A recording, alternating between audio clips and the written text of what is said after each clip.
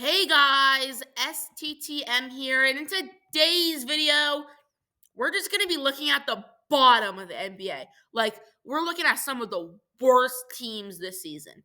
So, yeah, guys, but before we get into it, make sure you like, subscribe, put on notifications, and comment on the video, as it lets me know what you think, gets me more recommended, and if you put on notifications, you will literally be alerted / updated on the latest STTM videos that you do not want to miss. So yeah, guys, and I'll just appreciate it. So enough with the Japanese, and let's get straight into the video. Bow! So let's start off by talking about the worst team in the NBA, the Washington Wizards. Bro, yikes. This team, this is All-Star break, so there's definitely going to be, there's not going to be any games up until tomorrow, which is Tuesday, the 18th as of this recording. And then the 19th, I think, is, there's one game. So yeah, still All-Star break. But let's just look at some of the bad teams, the bottom of the NBA. The Wizards. They made a pretty big addition by losing Kyle Kuzma, but I think Jordan Poole and Chris Middleton is still pretty good. Alex Sarr has potential. Bilal Coulibaly is playing great. I think this team definitely has room to improve, although I do not know how well they are going to improve. For me, if they don't get Cooper Flag, then they won't improve that much. They need Cooper Flag, okay?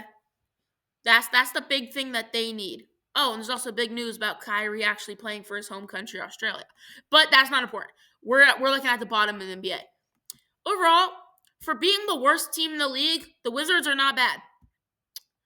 The Hornets is another team we're going to look at. This team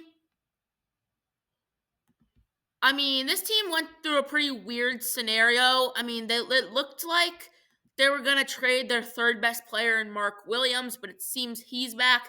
Miles Bridges is not bad, but I feel like he started to fall off a little bit. LaMelo and Brandon Miller, they're great. They're the best players without a doubt, but they're both not playing. And Mark Williams is not playing either. So Hornets are going to be in a terrible stretch for now. But what they're missing is that they're missing another big star like LaMelo. I feel like they'll need a second star like LaMelo. Brandon Miller, he's great. Don't get me wrong. Brandon Miller, he plays incredible basketball. But I do not know what that big three is going to do for Charlotte. I've seen projections of them improving to the play-in previously, and it just has not happened at all yet. I don't know what Charlotte is going to do. They're definitely tanking for sure. From what we see in the record, they are tanking, and I don't know if LaMelo Ball likes this. We could see LaMelo Ball leave Charlotte. We could. Don't know, but we could. Okay, it's like a 25% chance of happening. So who knows? Toronto, that is another really bad team, but at least they look like they're stepping up.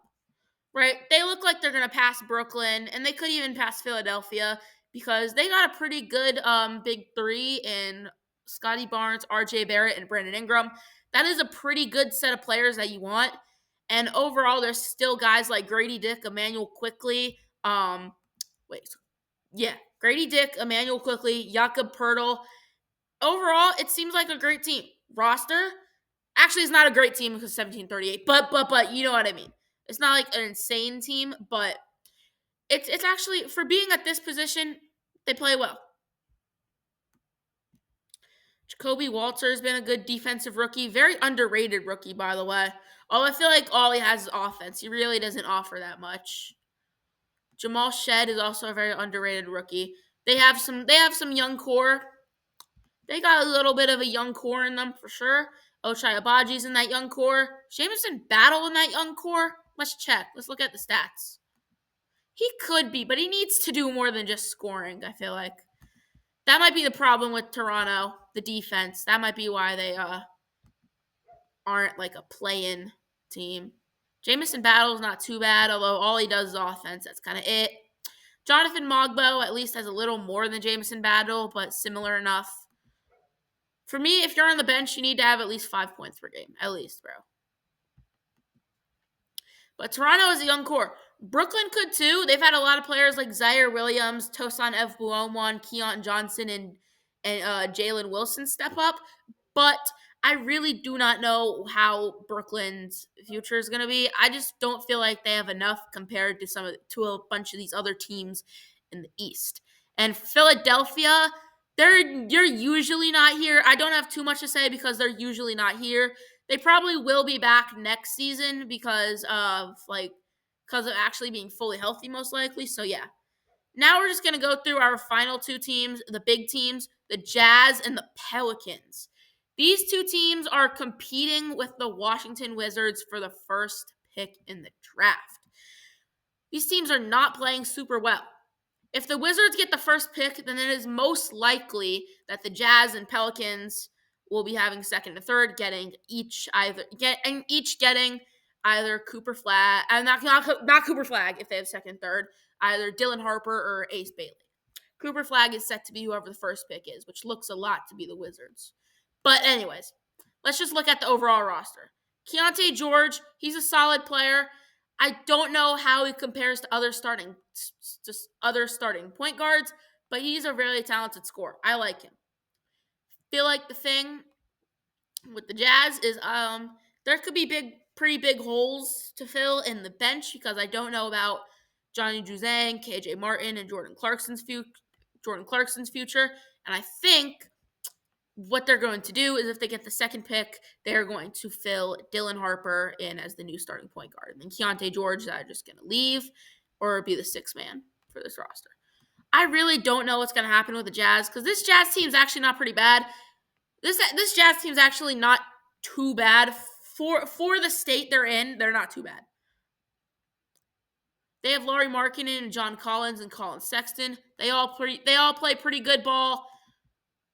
Lauri Markkanen, without a doubt, their best player. Now let's look at New Orleans. Thing with New Orleans is they're like the Grizzlies last season, if you know what I mean, where they just had so many injuries and did not get many key players playing for them. So yeah. Overall though, the Pelicans. Pelicans, for the state that they are in this season, they are not bad. Just for the state they're in this season, they're not bad, okay? But they definitely, I really wish they were better because Brandon Ingram is gone. CJ McCollum's old. I really don't know if DeJounte Murray is a trustworthy first option, which he's not, by the way. Just to answer that pretty quickly, he is not. And I really just don't know what the Pelicans are going to do. It looks like they're going to blow it up after the season. They're either going to do what the Grizzlies did and just get everybody healthy again and probably draft somebody like Ace Bailey or Dylan Harper, but they could be blowing it up after this season, man. Well, I don't really have too much. I did just say a lot, but overall, I wasn't really making a ranking or anything. I was just looking at the teams that are in the bottom of the NBA. So, yeah, guys. Actually, no. So, yeah, guys.